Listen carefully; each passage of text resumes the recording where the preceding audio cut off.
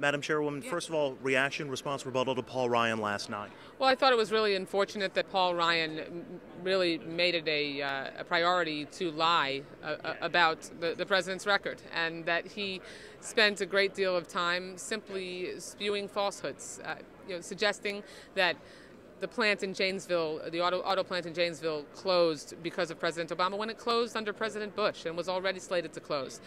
Talking about his view that we should make hard decisions, and those hard decisions that they're proposing would actually shred the healthcare safety net for seniors by turning Medicare into a voucher system, and lying and saying that their policies wouldn't affect seniors now when they would, by repealing Obamacare and opening the donut hole and increasing prescription drug costs, repealing preventative care that's available for seniors so we can keep them healthy. Anything from last night change your strategy either next week or going forward into the fall campaign? No, we're not focused or worried about what the Republicans are doing here. We're certainly going to continue to make sure that the lies that the Republicans have told here, the convention reinvention that Mitt Romney has attempted, which I don't think is ultimately going to be successful, that we're very clear about the two paths and the two visions that are really before voters over the next few weeks, and that when it comes to talking about our record of accomplishment, that we move forward, and that we can continue the policies of President Obama, which have fought for the middle class and working families. Paul Ryan last night both attacked Medicare and then also vowed to protect it.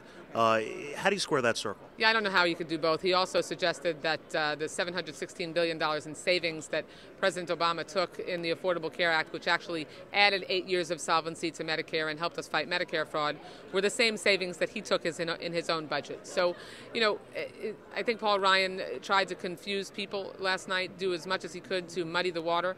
And, my seniors here in Florida and across the country, they're a little smarter than that, and they're not going to be fooled. Madam Chairwoman, I want to ask you about the U.S. District Court just made a ruling, denied Texas pre-clearance for its voter ID law.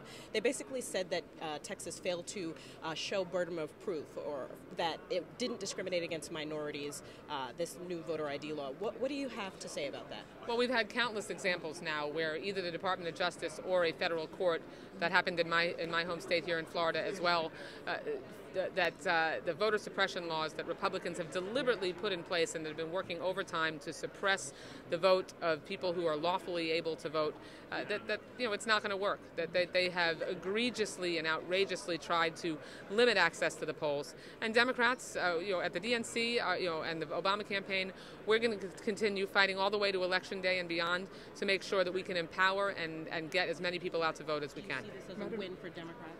Well, I think it's a win for American voters who we should be enfranchising and increasing opportunities to vote.